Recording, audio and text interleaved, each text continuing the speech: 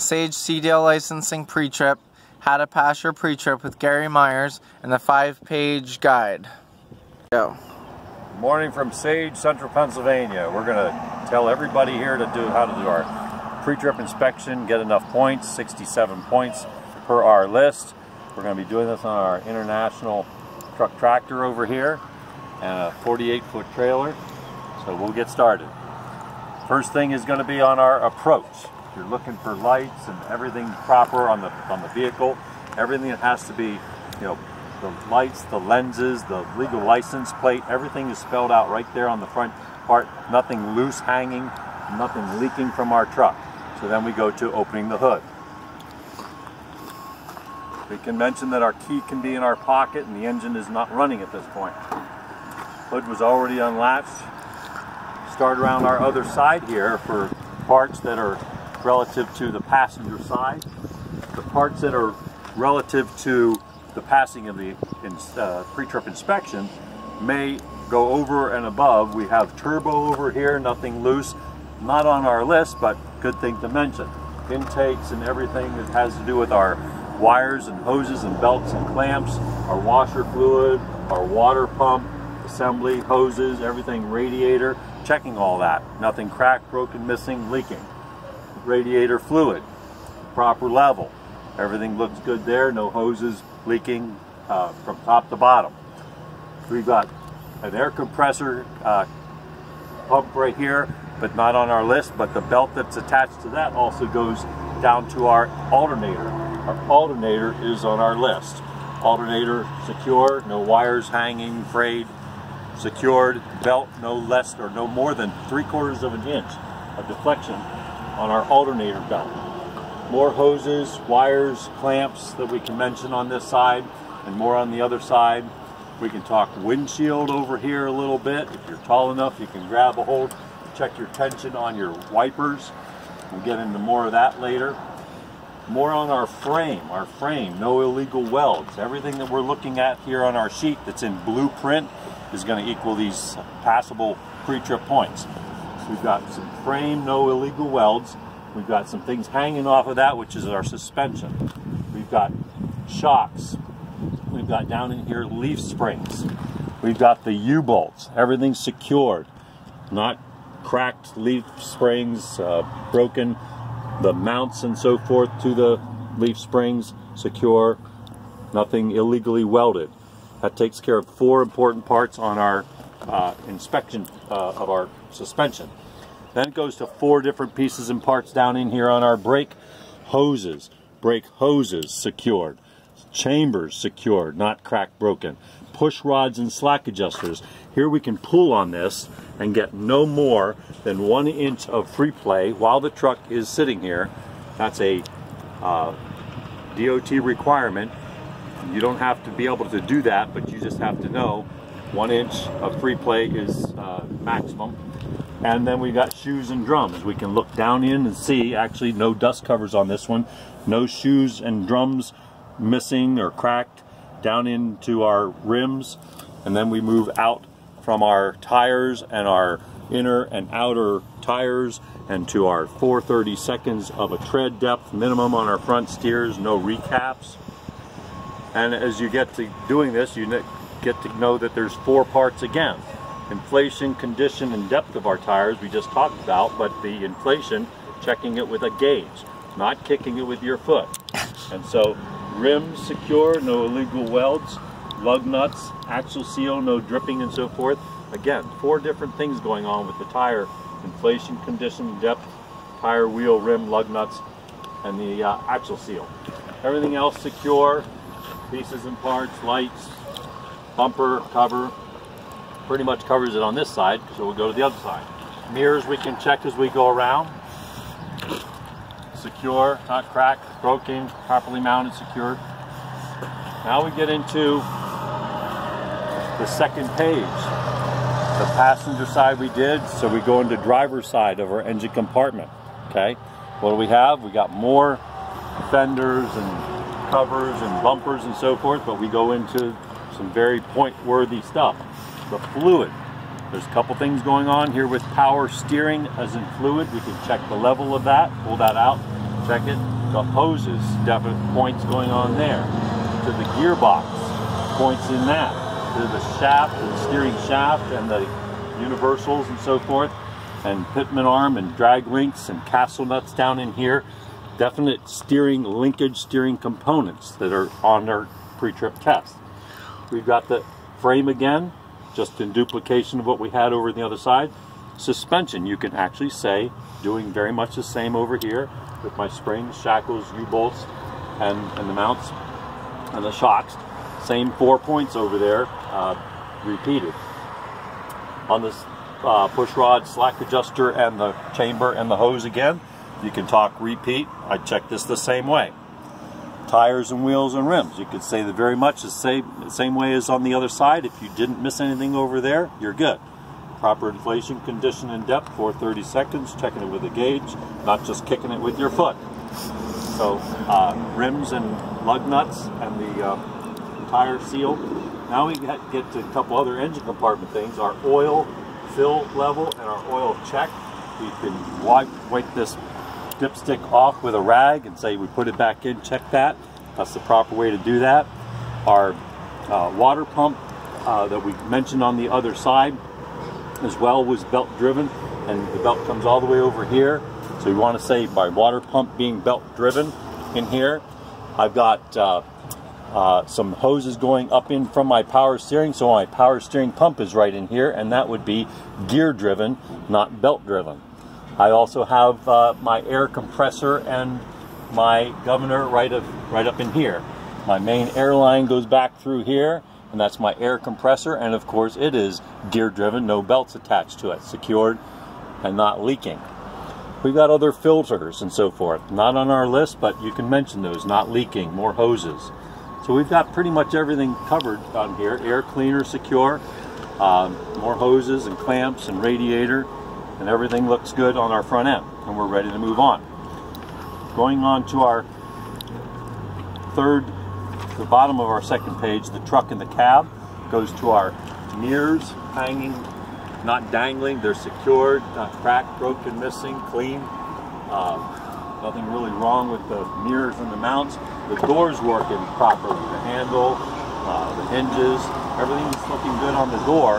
You can go into more detail if you want, like roll the window down and the gaskets, but that's over and above.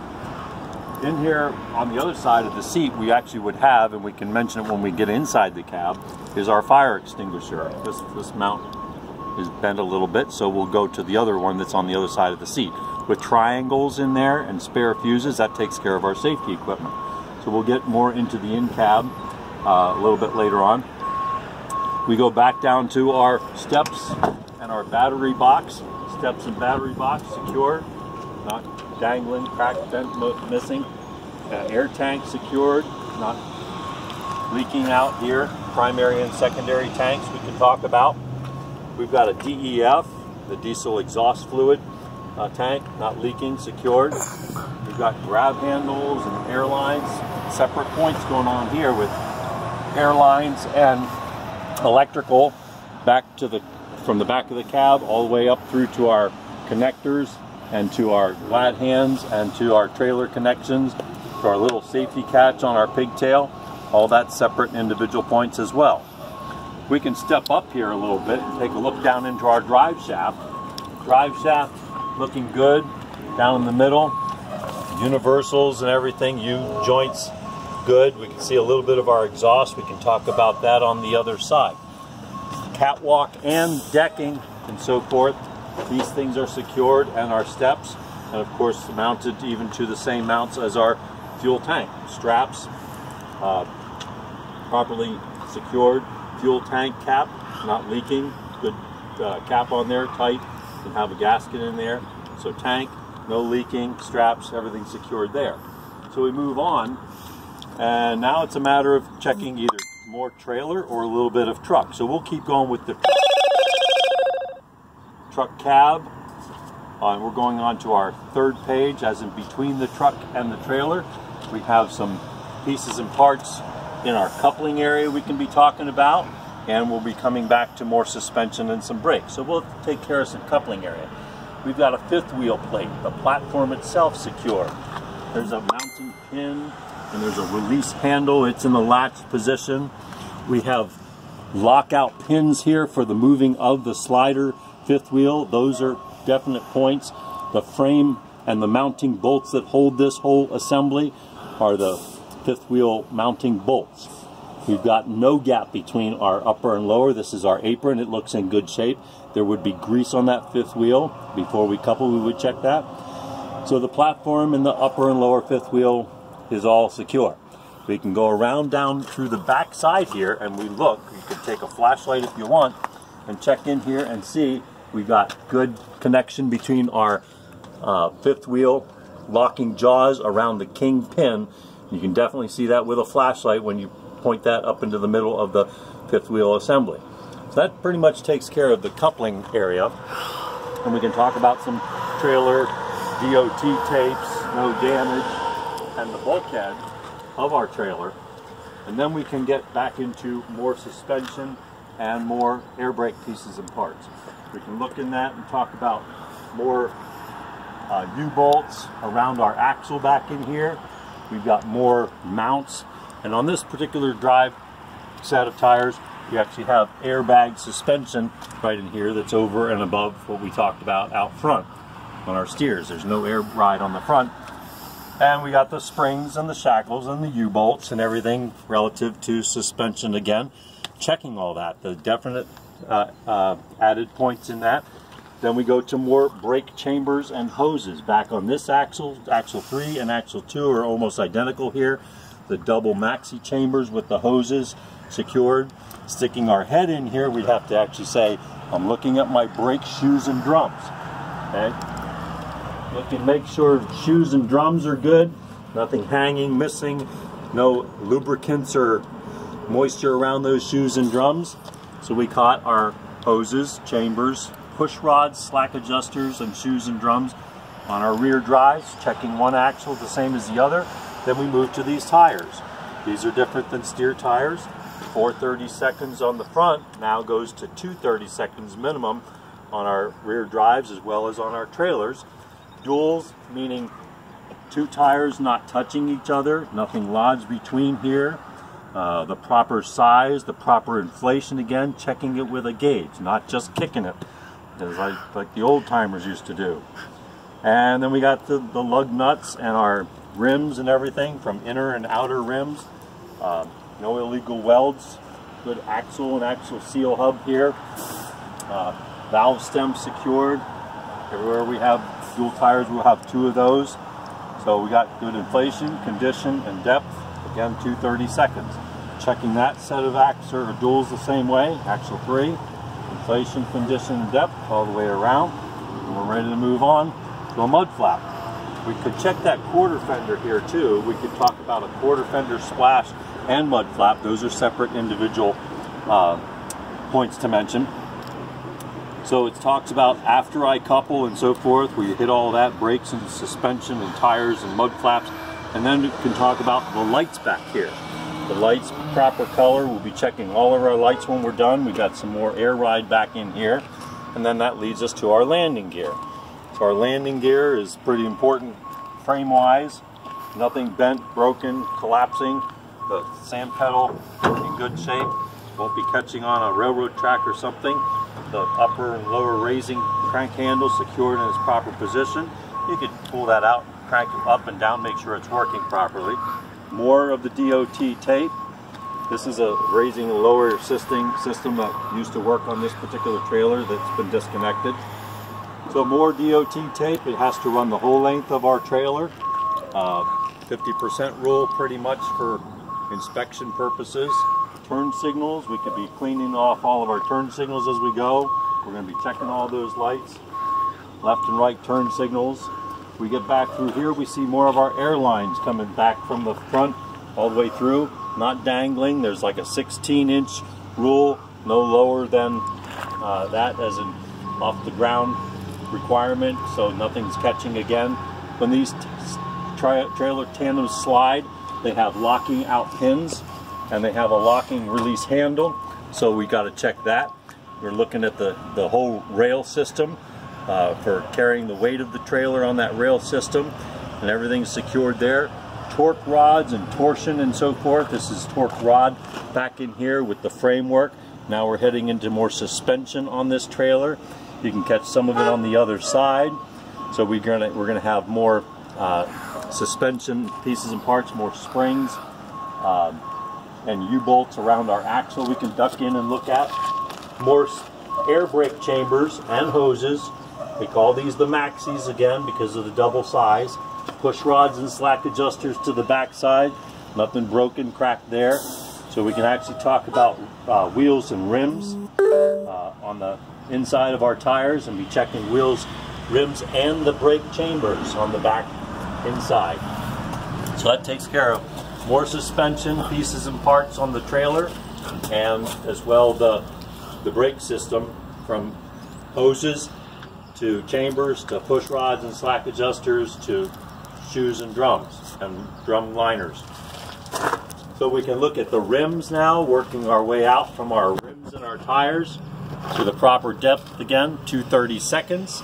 2/32 is the same, so just follow that the same as we did. You can easily say, checking these much the same way. It's for proper depth, nothing lodged between, good inflation, checking it with an air gauge, good rims, again, lug nuts, tight, secure, axle seal, nothing dripping, leaking. Again, back to those 4 important points that you can always catch on every single tire: the inflation, condition, depth, and the rim and the lug nuts. Same thing on this axle 5. If you checked everything the same way there, you can say I've been checking this the same way as well. Proper inflation, checking it with a gauge, 2/32, and the rims and the lug nuts and the axle seal. More of our suspension system going on through here with the torque rods, and the some of these trailers might even have air ride. And you might see a sticker right there that says air ride equipped, so you'll see the air bellows like we saw on axle 2 and 3. Mud flap again, secure, proper mounted, cover both wheels, right distance off the ground. ABS lights and rear lights. When you get to the last foot of your vehicle, it's always going to be red to the rear. All the other ones are ambers to the front. So you've got the whole rear part of your trailer coming at you here with the door, checking our door and our cables and our latches or else hinges, whatever's operating that door, the mounts, the proper lights. Again, we'll be checking all of our lights, 4 ways, left and right turn signals, and